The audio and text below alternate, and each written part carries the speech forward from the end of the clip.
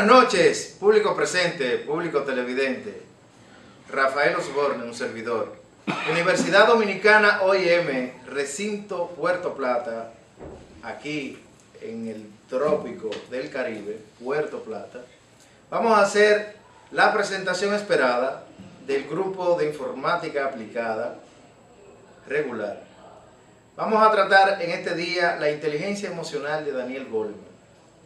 Ese libro ya famoso que ustedes han escuchado, pero ahora van a escuchar con detalles el libro. Ante que todo, vamos a presentar a un participante para que haga la oración y nos ponga en manos del Señor. Disfruten estas exposiciones. Vamos a poner esta clase hermosa en manos del Señor Todopoderoso.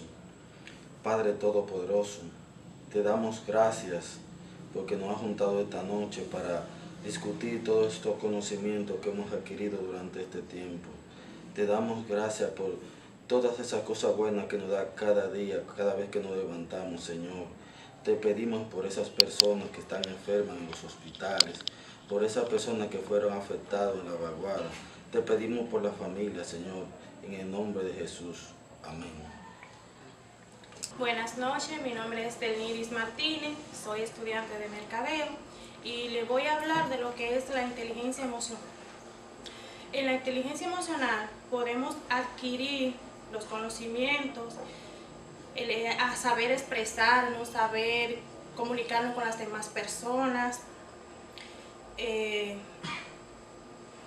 tratar de conocer los demás, hacer una rutina de un conocimiento, no solamente de nosotros, sino de otras personas que están a nuestro alrededor. La inteligencia emocional nos ayuda mucho a nosotros, porque a través de la inteligencia con nuestros hijos podemos ayudarlos si tienen problemas, si son niños enfermos. Con nuestra emoción podemos transmitírsela a ellos, pero si nosotros tenemos una emoción negativa, eso le vamos a transmitir a nuestros hijos y a los demás. Debemos tener una inteligencia emocional bien positiva para transmitirle a las demás personas. Inteligencia emocional aplicada, enemigos íntimos. En esta parte podemos ver en las imágenes cuando nosotros somos niños y habemos más de 2 o 3 niños en casa, se da la casualidad de que uno quiere una cosa, yo lo quiero. Ahí comienza un conflicto entre ellos, lo cual lo irrita a pelear y después a ser enemigos. Están en el mismo hogar y teniendo uno que quiere una cosa y el otro quiere la otra. En el otro lado vemos un corazón y un cráneo. Ahí nos refleja que debemos tener una comunicación para no tener los enemigos y saber compartir con los demás. Ejecutivo con corazón. Esta parte nos quiere dejar dicho que si nosotros trabajamos en una empresa y tenemos a nuestro alrededor un X cantidad de empleados, el ejecutivo no puede llegar allí con una carota, si tiene problemas en su casa lo lleva al trabajo, no dice buenos días, no dice cómo le amaneció. El empleado se siente cohibido de decirle buenos días, cómo amaneció usted. A diferencia de cuando un ejecutivo llega a la empresa y dice buenos días, cómo amanecieron ustedes, cómo se sienten, ellos toman otra actitud de ese jefe, porque no se sienten cohibidos a decirle, mire, está pasando esto, se necesita esto. Pero si él llega así, bueno, pues tenemos un ejecutivo que nos da fuerza, nos da un ejemplo hacia seguir, porque así la empresa puede surgir hacia adelante, puede tener mejor desenvolvimiento, los empleados no se sienten cohibidos, sino, pero mira, el jefe llegó con buena cara, vamos a plantearle esto, a ver qué nos dice. ¿Ya entiende? Así la empresa puede fluir mejor. Es cuanto. Buenas noches, mi nombre es Leonardo Ureña. Vengo a tratar un tema del libro de inteligencia emocional, como los demás compañeros. En esta parte hablaremos de las habilidades cognitivas, emocionales y las habilidades de comunicación. En las habilidades cognitivas, dentro de ellas está una que me llamó mucho la atención, que es hablar con uno mismo. Como verán en la gráfica, tenemos una persona hablando ante su propia imagen en el espejo, y como se dice popularmente, el mejor consejo se lo da a uno mismo. El ser humano somos como si fuéramos una compañía. Tenemos la capacidad de autocorregirnos si estamos fallando en algo, de trazarnos metas, y mediante esas autoevaluaciones podemos ver por qué llegamos tarde, por qué hacemos esto mal y qué método deberíamos tomar para corregir eso. La parte de respetar el punto de vista de los demás. Si miran la gráfica, tenemos un 6 de un lado y un 9 del otro. Para cada persona está viendo lo correcto. Y eso es una pura realidad de lo que es la vida. Que el hecho de que tú tengas la razón no quiere decir de que yo esté equivocado, como podemos ver en la gráfica. Eso se ve tanto en las religiones, en los equipos de pelota, en los asuntos de política, que cada quien tiene su propio juicio y tenemos que respetarlo. Una actitud positiva. En la imagen vemos que la joven en su mente tiene la actitud de fortaleza, o sea, de positivismo. Eso le ayudará a cuando ella tenga una meta, o poder trazarla, poder evadir los obstáculos, poder superarse ante cualquier tipo de adversidad que se le presente, cuando tenemos esa capacidad de creer en nosotros. Vemos aquí que la confianza en sí mismo es el mayor secreto del éxito. Si nosotros no confiamos en nosotros, ¿quién lo hará? Nadie podrá. La mayoría de personas te hablan de forma pesimista. Cuando tú le hablas de un proyecto, de un negocio o de lo que sea, te dicen, eso no funciona, eso no deja, ¿para qué tú vas a estudiar? Se mira como hay tantos profesionales que no le está yendo tan bien. Pero en realidad, esas son personas que no cumplieron sus sueños y tampoco quieren que tú los logres. Y un ejemplo que veremos a continuación de alguien que sí creyó en sus metas es esta persona, Philippe Petit, que él él cruzó las Torres Gemelas cuando estaba en los años 70. Él tensó una cuerda de soga a soga, cruzó caminando así. La primera imagen es una foto de él, la segunda es de una película que hicieron. Después que subió a la cuerda, ahí él bailó, se acostó, hizo muchísimas cosas, y era una locura para el que se lo contaba, hasta que él lo realizó. Ya después de eso, sí se vio como algo posible. Cuando la policía lo buscó por ese hecho, los policías querían más como felicitarlo que arrestarlo. Y como penalidad, lo que le pusieron es que hiciera un acto de exhibición a una baja altura frente a unos niños en el parque. Siéntete seguro de ti. Ahí vemos la imagen de un gatito tierno, pero en su foto él se ve como un león, un luchador, algo feroz. Que esa es la actitud que tenemos que tener en la vida, ante los negocios, ante todo lo que nos proponemos. Sentirnos seguros de nosotros cuando llegamos a un sitio, sentirnos que nadie es más importante que nosotros mismos. No podemos tener como ese automenosprecio. Las habilidades emocionales. Dentro de estas está percibir las emociones, manejar emociones, comprender las emociones y usar las emociones. Este conjunto de cosas nos ayuda a comprender nuestro entorno y hacer que las cosas funcionen a nuestro favor.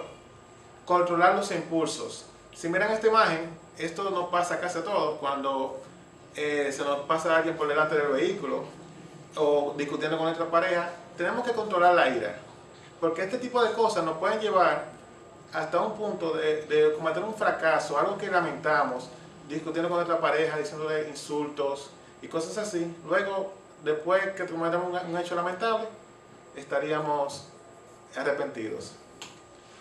Rodearse de personas positivas, como ven ahí, cuando hay personas trabajadoras que nos rodean, estas personas influyen de manera positiva en nosotros y hacen que podamos superarnos. Pero cuando es con personas que son negativas, que siempre están amargados o no se propusieron nada, nosotros tampoco pasaremos de ahí.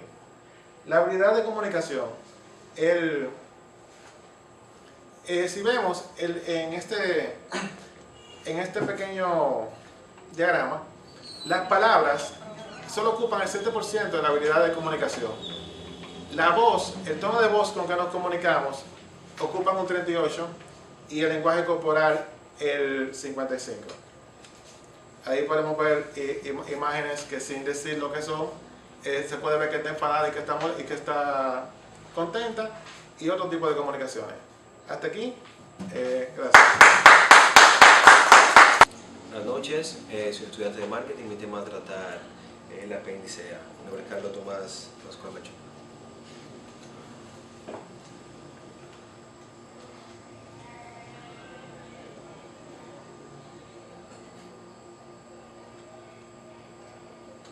Bueno, el apéndice a lo que quiere referirse es lo que son las emociones. Las emociones se toma a tratar como una perturbación o una agitación a lo que son a la mente, pensamientos, sentimientos y lo que es la emoción en general. Se concentra en sí que las emociones se desglosan en diferentes aspectos de la vida, que son la felicidad, la ira, el miedo. También está lo que es el miedo, la felicidad, está el amor. También lo concentramos en lo que son en los sentimientos más profundos de la persona. Entonces, la persona también tiene lo que sufre de lo que es la aversión y la vergüenza. Ya partiendo de estos sentimientos que son los pilares, la persona comienza a sentir lo que es el enojo, el desprecio, el asombro, el amor o la felicidad en sí, en lleno. En este estudio se ha explicado de que se encuentran los 4 principales caras. Estas caras se han estudiado por Paul Ekman. El estudio se ha realizado en diferentes pueblos, pero no en ciudades rurales donde existe el cine, la televisión, la novela, sino en sitios donde no se conoce lo que es la tecnología. Y los principales caras que son los pilares son el miedo, la ira, la tristeza y la felicidad. Principalmente con estas emociones que uno le demuestra a la sociedad, a la persona, el principal motivo que uno se expresa y cómo se expresa son la familia. ¿Por qué la familia? Porque uno se cría o lo comienzan a ayudar a su formación, son los padres, en una parte son los abuelos, los familiares, tíos y por así. Y esas personas son los que influyen a uno ser como es y los sentimientos que uno expresa y siente. Apéndice B, particulares de la mente emocional. Principalmente en lo que es el pensamiento emocional, siempre va a ir más rápido que la racional. ¿En qué sentido? Porque uno primeramente siente y después piensa o analiza lo sucedido. En esta situación sucede mucho el caso de que uno dice ¿por qué hice esto? O ¿por qué dije esto? O no debí hacer esto. Porque el pensamiento racional toma más tiempo, es más lento para activarse que el emocional. El emocional siempre va a estar adelante.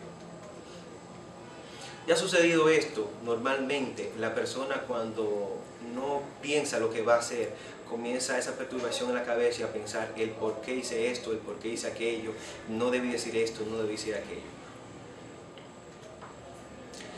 Ahí vemos una pequeña imagen o cosa que dice tú nunca aprendes. Lo que está diciendo es que uno mismo se pregunta si el por qué hice esto. Tiene que detenerse a pensar por un momento, pero no toda la persona tiene esa habilidad cognitiva para realizarla. En este estudio también se ha reflejado que hay un sinnúmero de personas que en su gran mayoría los que ejecutan es lo que ellos piensan a lo que realmente van a decir. Normalmente pasa un suceso, alguien discute, alguien pelea o ve algo en el trabajo, lo que uno hace es piensa, pero no dice lo que realmente piensa por temor a cómo lo va a recibir o lo va a percibir la persona. Una forma de que las personas, principalmente Jesús y Buda, utilizado lo que son la mentalidad emocional para referirse directamente a la persona, como en fábulas, leyendas, en el arte en general, porque la persona como entiende y sabe que las emociones siempre van a ir adelante ante que el racional, que lo cognitivo, van a guiarse a ese sentimiento, que esa fábula que es más interesante y más atractiva que la misma realidad.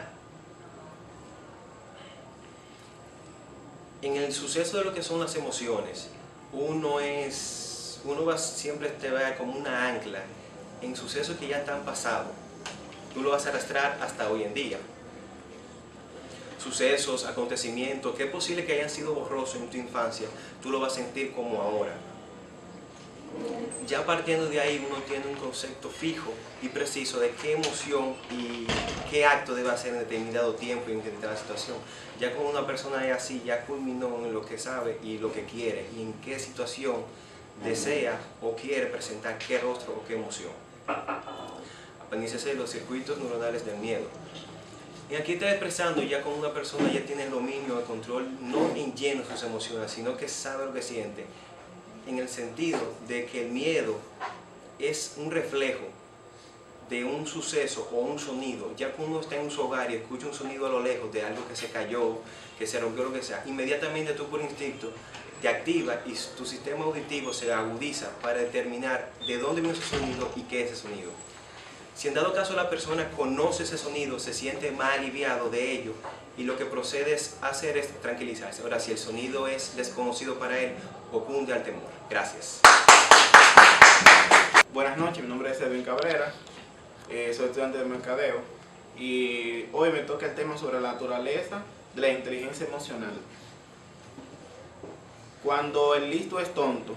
Este tema trata sobre una historia de un joven estudiante de una universidad de Estados Unidos, el cual tenía todas las posibilidades para graduarse con honores, incluso para ingresar a la Universidad de Harvard.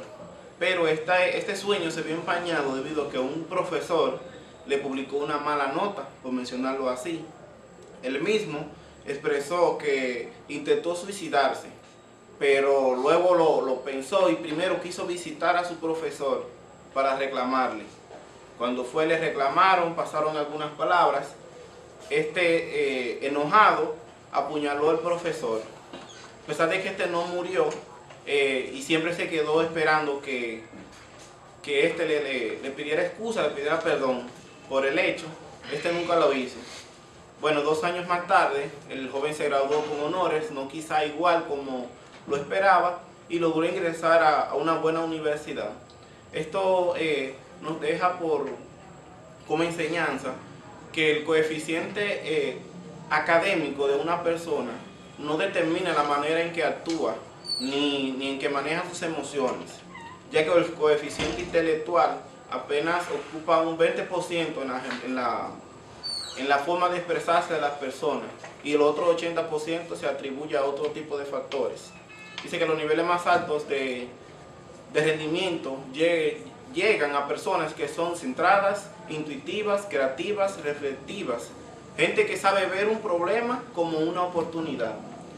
La inteligencia emocional y el destino. Esta se basa en la historia de un estudiante que tomó varios exámenes para ingresar a una universidad en Estados Unidos, los cuales lo pasó con notas sobresalientes.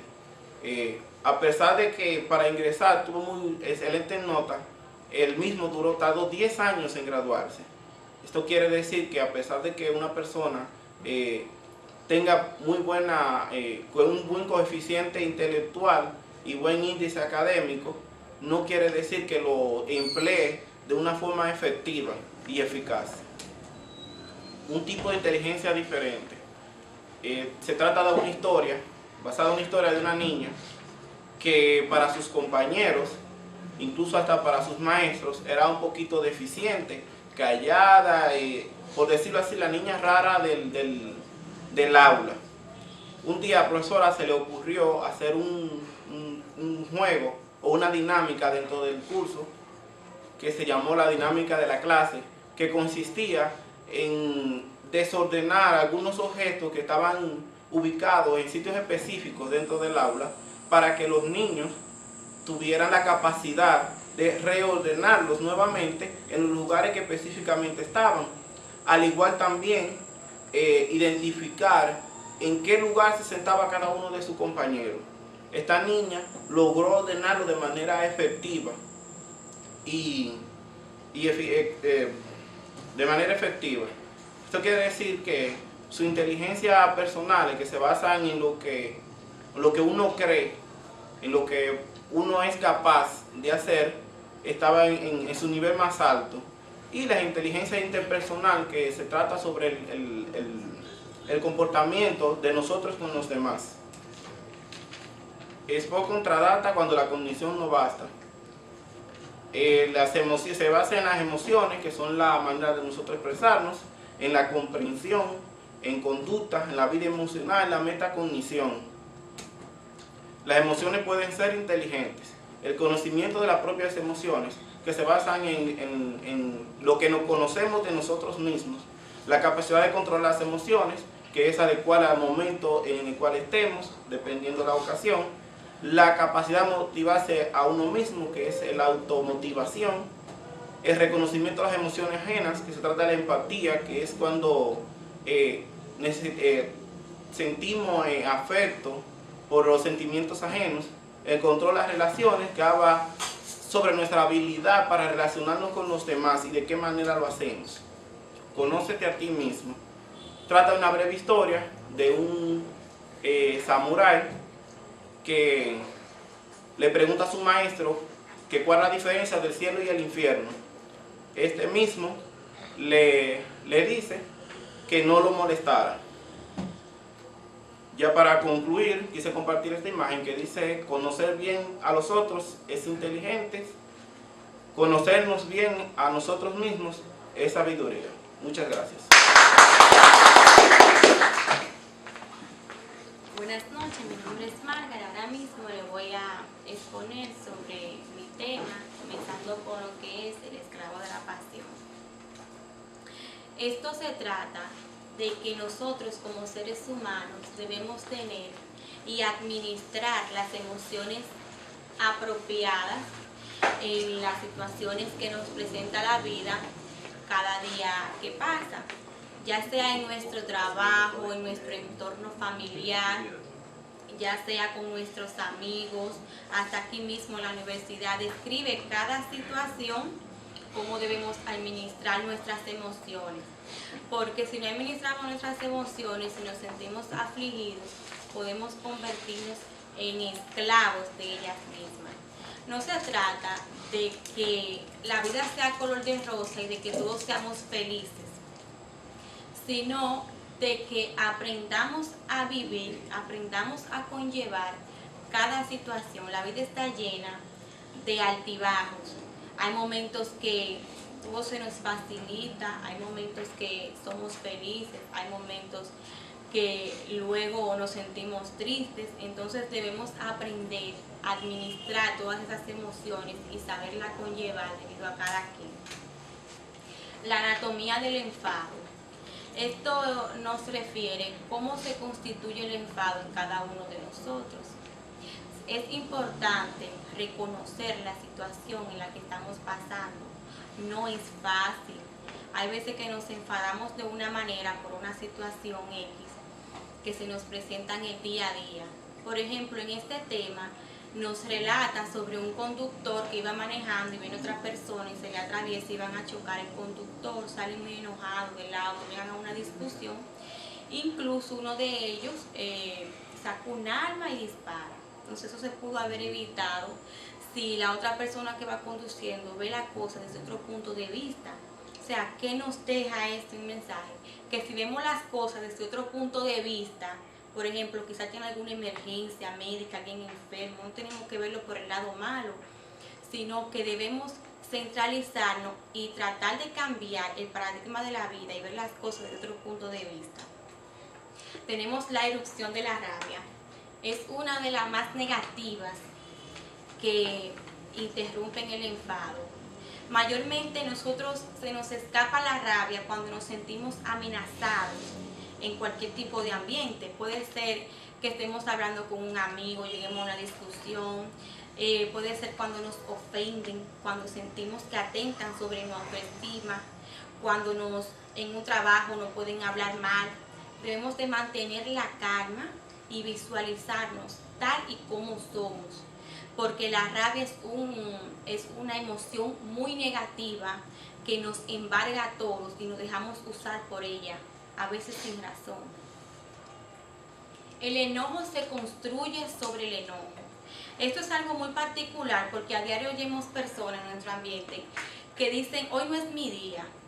Las personas mayormente se confunden y quieren darle a notar a los demás como que no le hablen mucho. Eso cuando usted ha pasado por un evento en su vida, algo que le molestó en su casa, en su trabajo, ya usted quiere como que todo el mundo, nadie le hable, porque cualquier cosa lo va a irritar.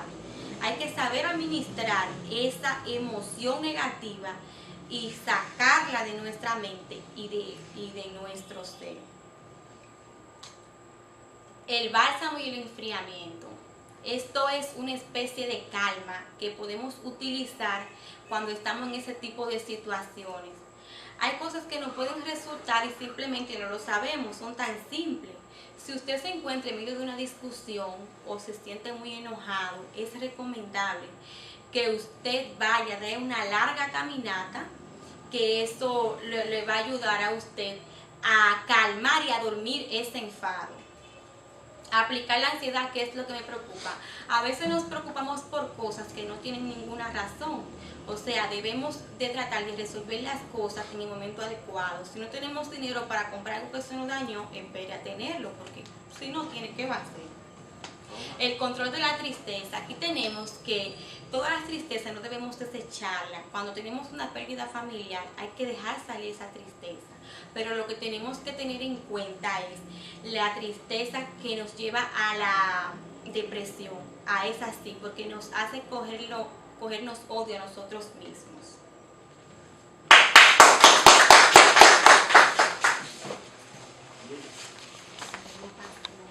Saludos, muy buenas noches, mi nombre es Elisaúd. Vamos a tocar unos ciertos temas. Aquí está lo que es el coste del analfabetismo emocional. Esto es no más ni nada menos basado en cómo nos inculca desde niño, lo que es el analfabetismo emocional, perdón.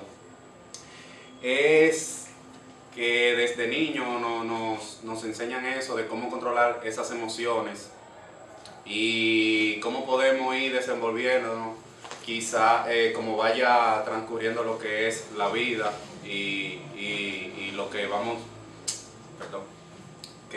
creciendo de edad. Aquí es las emociones. A veces las escuelas, estuve leyendo dentro del tema que me tocó, las escuelas nos inculcan a nosotros como niños en cómo mantener las notas altas, que la matemática, español, pero no se basa en cómo se siente ese joven, ese niño por dentro, emocional y sentimentalmente. Y tenemos que tener presente y tomar eso en cuenta mucho, porque de acuerdo a esas emociones que ese niño está pasando en ese momento y en esas circunstancias, es que hace que esas calificaciones vayan mejorando y tanto en el entorno de la educación él pueda desenvolverse a base a esas emociones. Aquí podemos ver entre los defectos que puede tener es el malestar emocional, ansiedad, depresión, problemas de atención o de razonamiento y delincuencia o agresividad. Vamos a continuar. Aquí está lo que es el control de la agresividad. En eso también debemos tener mucho cuidado, tanto desde que vamos iniciando con la educación del niño a nosotros como adultos, ya que el control de la agresividad, si la llevamos adecuadamente, puede hacer que llevemos una vida más en paz, porque esta agresividad nos puede traer muchos inconvenientes, tanto que si una persona no habla más en el entorno laboral, en la universidad, saber cómo nosotros responderle a esa situación. Entre los tipos de agresividad está la física, golpes, verbal, facial, indirecta y el control de la agresividad también sexual. Otro es el precio de la modernidad, el aumento de la depresión. Como sabemos, la modernidad es buena en ciertos puntos si la sabemos controlar. Puede llegar a un punto donde la modernidad no afecte más. En ese punto, ¿qué puede ser? que tanto en nuestra pareja como familiares, eso nos afecta, óyeme, en una alta cantidad hoy en día, ya que si nos llevamos lo que es el WhatsApp, Facebook, todas estas cosas, si no llevamos un control adecuado, eso nos puede afectar a nosotros como con nuestra pareja, no dedicarle el tiempo que es, igual que también dándole un buen uso al internet y a las cosas que vienen saliendo en esta nueva era, en esta nueva evolución. Otra es la depresión infantil, que va de la mano. Eso es lo que tenemos que llevar presente a nuestros niños, tratar de fijarnos en lo más mínimas cosas, ya que de eso depende el desarrollo y el desempeño que ellos tengan en un futuro, porque la depresión infantil ahora es muy habitual, se dice que puede ser el 60 o 50% dentro de los niños, tanto es por la alimentación, puede ser también por los problemas que tienen los padres en la casa, que se ponen a pelear dentro y el niño entonces ve esa situación y todo esto nos puede afectar, así que tenemos que tener bien en cuenta lo que es eso. Otra es el aprendizaje de la amistad. Esto es bastante importante, tenemos que medir y ver con quién nos juntamos y quiénes son nuestras amistades. Si tú sabes que tú quieres lograr cosas grandes, búscate amistades que tengan esa misma idea y que tengan el propósito que tú también quieres lograr. Eso nos ayuda como personas y también en nuestro entorno. El alcohol y las drogas, esto es otra cosa importante, tratar de evadir, si le gusta el alcohol, tratar de disminuirlo. Pero nosotros como jóvenes debemos tener eso claro y tratar de quitar todos los malos que nos afectan. Y ya para terminar, la escolarización de las emociones. Debemos controlar nuestras emociones y tratar de llevar a cabo una vida lo más plena y lo mejor posible. Esto es todo. Gracias. Muy buenas noches, compañeros. Mi nombre es Robert Acosta y soy estudiante de mercadeo y le voy a hablar acerca del trauma y reeducación emocional. Y para que entiendan un poco de lo que es el trauma, en breves palabras les voy a contar ahora. El trauma no es más que el pensamiento constante de una acción, puede ser, es el pensamiento constante de una acción negativa. Cuando hablo de una acción negativa me refiero a que puede ser una pelea entre familia, ya puede ser en diferentes géneros, puede ser un accidente o puede ser alguna acción negativa de algo con una pistola o algo parecido. En este caso, le voy a hablar acerca de un niño llamado Pudi, que esto pasó en el 1986, en una escuela elementaria, donde un niño llamado Pudi de 14 años fue con una arma, una K-16, y empezó a dispararle a todos los estudiantes, incluyendo profesores. Desde que él empezó a dispararle a todos los estudiantes y los profesores, de aquí que vino a llegar la policía, hubiese matado 5 estudiantes e herido a 20, incluyendo profesores. Y luego se pegó un tiro en la cabeza. Este tipo de trauma duró entre los estudiantes y los profesores casi 2 años para poderle salir de la mente, porque fue algo tan terrible que aún los estudiantes y los profesores, cuando escuchaban alguna alarma o cualquier disparo, se sentían aterrorizados porque pensaban como que podría ser algo similar a lo que ya hubiese pasado. Entonces, terror congelado en la memoria. Es, en otra palabra, un trauma, pero que es el comienzo de... Quizás a cualquiera de nosotros no ha pasado nunca algún tipo de trauma, pero en nuestro alrededor posiblemente alguien esté pasando por un trauma y se les reconsidera de que vayan al psiquiatra, porque el psiquiatra es la única persona con el poder de poderle recetar cualquier indicación médica según el tipo de trauma que tenga. El temperamento no es el destino. Aquí no vamos a la infancia. Ustedes saben que hay niños que son muy traviesos, ¿verdad? Entonces, esos niños traviesos porque sean traviesos desde pequeños no quiere decir que a cierta edad, cuando estén grandes, van a seguir siéndolo. ¿Por qué? Esto va a depender de acuerdo a su desarrollo y el aprendizaje. Cuando un niño está pequeño, el niño se mueve mucho, es muy molestoso. ¿Qué pasa con el niño? Viene el padre y le pega. El niño cuando va creciendo dice, bueno, ya yo no puedo ser molestoso porque si no mi padre me va a pegar. Entonces, un niño que sea muy abierto, muy molestoso, no quiere decir que en el futuro va a seguir siéndolo. O un niño tímido, quiere decir que al pasar el tiempo, el niño va a aprender y el temperamento va a ser distinto. Al igual que un niño melancólico cuando niño no va a seguir siendo melancólico cuando adulto. Puede ser una persona ya optimista o el viceversa, al contrario. Nada me preocupa. Aquí vamos a hablar un poco de lo que es el lóbulo frontal izquierdo. Hay personas que tienen, por ejemplo, un temperamento agresivo y otro temperamento que son felices. Esas personas son las que usan el lóbulo frontal izquierdo, son los que son siempre negativos y siempre están enojados. Y los que usan el lóbulo frontal derecho son los que están siempre contentos. Entonces, para terminar, momentos clave.